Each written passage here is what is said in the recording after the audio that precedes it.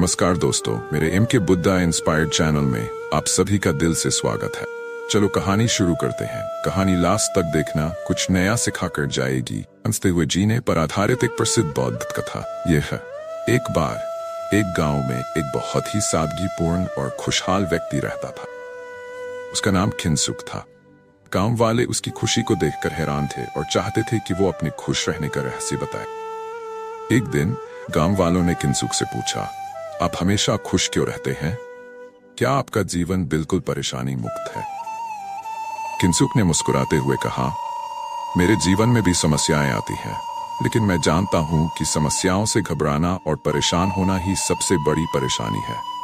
जब मैं कोई समस्या देखता हूं तो मैं उसे चुनौती मानकर उसका सामना करता हूं और उसकी स्थिति को बदलने की कोशिश करता। वह गांव वालों को एक साधारण उदाहरण देता है। जब बारिश होती है तो आप चिंतित हो सकते हैं कि आप भीग जाएंगे, लेकिन अगर आप खुद को उस बारिश में भीगने की अनुमति देते हैं तो आप देखेंगे कि बारिश में भी आनंद लिया जा सकता है। इसी तरह जीवन की समस्याओं को भी मुस्कुराहट के साथ स्वीकार करना चाहिए। खिनसुक की इस सरल लेकिन गहरी बात ने गांव वालों को सिखाया, खुशी बाहरी परिस्थितियों से नहीं बल्कि हमारी सोच और दृष्टिकोण से आती है। उन्होंने समझा कि अगर हम अपनी समस्याओं को चुनौती के रूप में लें और सकारात्मक दृष्टिकोण रखें तो हम हमेशा खुश रह सकते। हंसते हुए जीने पर एक बौद्ध कथा। एक बार एक प्रसिद्ध बौद्ध भिक्षु, जो कि जीवन में संतोष और खुशी का आदर्श उदाहरण था, अपने अनुयायियों के साथ एक गांव में गया।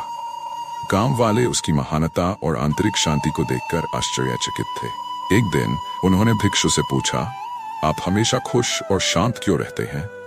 क्या आपका जीवन हमेशा सुख में रहता है? भिक्षु ने मुस्कुराते हुए उत्तर दिया, मेरे जीवन में भी कठिनाइयां आती हैं, लेकिन मैंने ये सीखा है कि खुशी का रहस्य बाहरी परिस्थितियों में नहीं बल्कि हमारी सोच और दृष्टिकोण में है। फिर भिक्षु ने एक कहानी सुनाई। एक बार एक किसान अपने खेत में काम कर रहा था। उसकी फसल अच्छी हो रही थी, लेकिन अचानक एक रात तेज आंधी आई और उसकी पूरी फसल बर्बाद हो गई।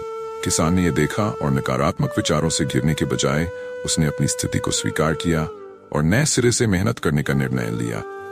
कुछ समय बाद उसने पुनः तैयार किया और नई फसल उगाई। इस बार उसकी फसल और भी अधिक समृद्ध हुई। जब गांव वाले उसकी सफलता पर आश्चर्यचकित हुए और पूछा कि उसने कैसे इतनी खुशी और आशा बनाए रखी, तो किसान ने जवाब दिया, मेरे लिए खुशी का अर्थ यही है कि मैं हर परिस्थिति को स्वीकार करूं और हर चुनौती को अवसर के रूप में देखूं।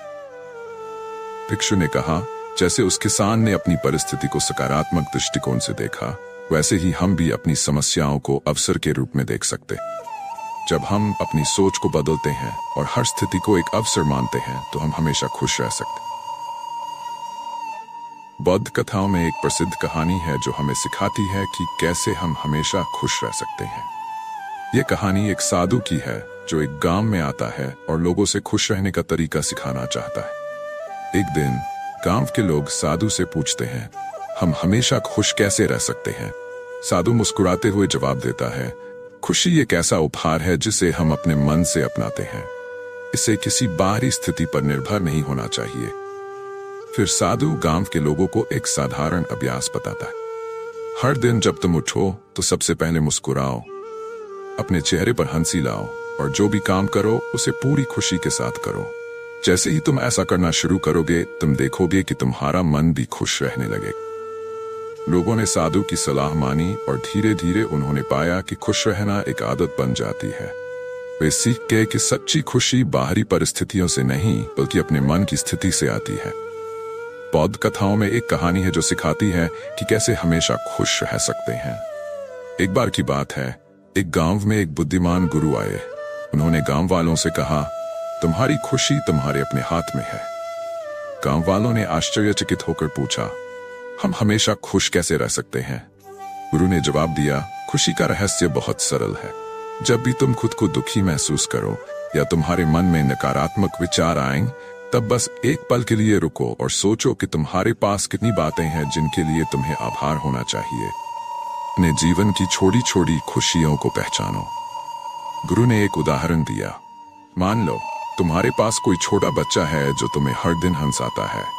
उस हंसी को महसूस करो, उसे अपने दिल में समेटो इसी तरह जो भी अच्छे क्षण तुम्हारे जीवन में आए उन्हें पूरी तरह से जियो और अपने दिल में बसा लो। गांव वालों ने गुरु की बात मानी और धीरे धीरे उनके जीवन में हंसी और खुशी ने जगह बना ली। वे समझ गए कि खुश रहना कोई कठिन काम नहीं है, बस हमें अपनी सोच को सही दिशा में मोड़ने की जरूरत है। खुशी का मुख्य स्रोत हमारा अपना मन है। जब हम अपने मन को सकारात्मकता और हंसी से भर देते हैं तो हमें सच्ची खुशी मिलती है। इस कहानी से यह सीखने को मिलता है कि खुशी का स्रोत हमारी अपनी सोच और दृष्टिकोण पर निर्भर करता है। जब हम अपनी छोटी छोटी खुशियों को पहचानते हैं और उनके प्रति आभार दिखाते हैं तो हम हमेशा खुश रह सकते हैं।